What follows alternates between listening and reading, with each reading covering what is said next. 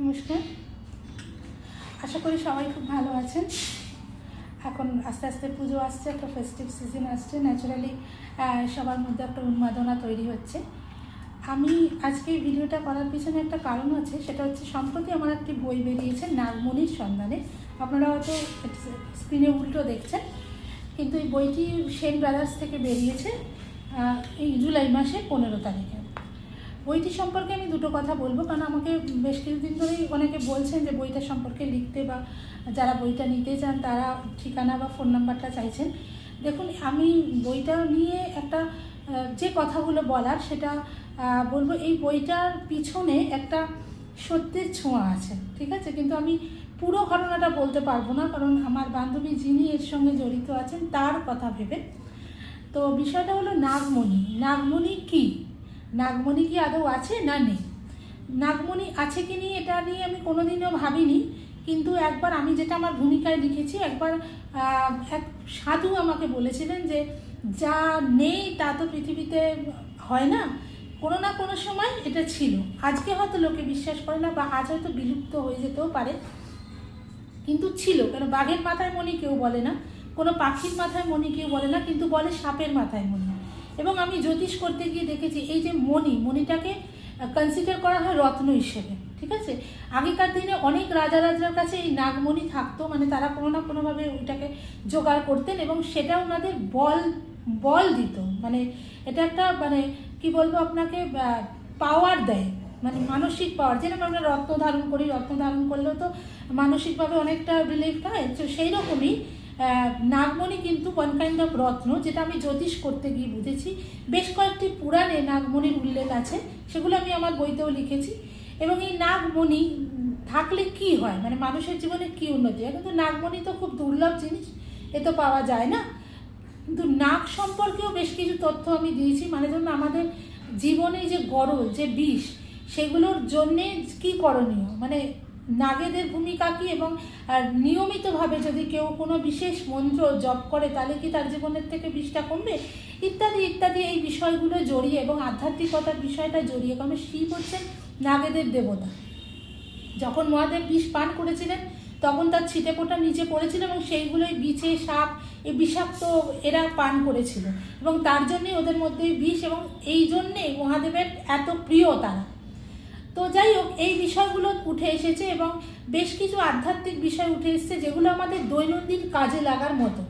তো সেই রকম নিয়েই এই নাগমণির সন্ধানে একদল তরুণ, তারা নাগমণি দেখা যাচ্ছে শুনে কলকাতা থেকে ছুটে যায় হিমাচলের এক গ্রামে গিয়ে। এবার কি হলো, আদৌ কি নাগমণি দেখলো, দেখে তাদের জীবনের কি পরিবর্তন হলো, বা না দেখে তাদের জীবনের কি অনুভূতি হলো, ইত্যাদি ইত্যাদি, এগুলো ধীরে ধীরে ধীরে ধীরে এই বিষয়টা উঠবে। এবং এই ঘটনাটা মানে আমি একজনের থেকে জেনেছি, এবং তার মানে তার কাছ থেকে নেওয়া তথ্য, এবং তার যারা গেছিলেন তাদের মধ্যেই একজনের তথ্য এগুলো।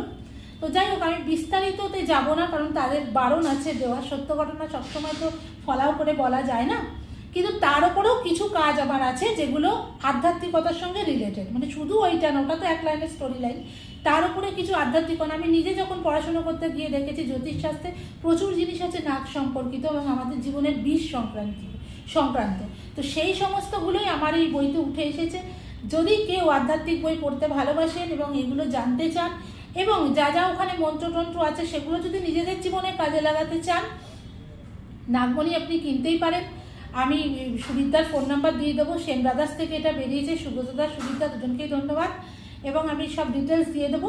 তবে একটা কথা আবারও বলবো, কারণ আধ্যাত্মিক বই পড়ার পাঠক কম।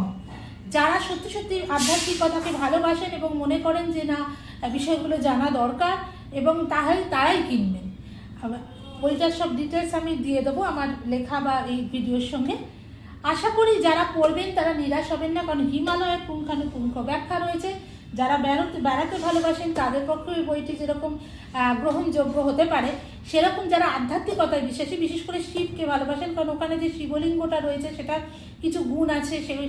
সেই শিবলিঙ্গের যে প্রকার, আমরা অনেক প্রকারের শিবলিঙ্গ আছে, তার প্রকারের কিছু কিছু কথা ওখানে দেওয়া আছে।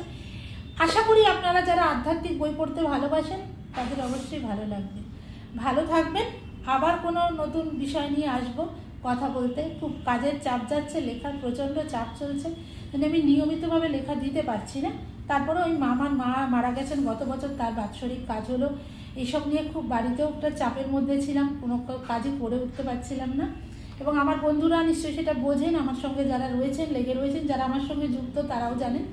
যাই হোক, সকলে ভালো থাকবেন। যদি মনে করেন নাগমণি পড়বেন অবশ্যই কিনবেন, এবং যারা কিনবেন অনেকে আমায় মেসেজ করেছেন, তারা কিন্তু আমাকে জানাবেন, কারণ আমি ফিডব্যাক পাই না লোকের, খুব একটা লোকের ফিডব্যাক, আমি খুব একটা বেশি পাবলিক রিলেশনের মধ্যে নেই, তো সেই জন্য আমি খুব একটা বইমেলায় গিয়ে তার কীরকম বই লাগছে এগুলো, বইমেলায় দুদিন যাই তাও প্রয়োজনে, আমি পাবলিক ফিডব্যাকটা পাই না।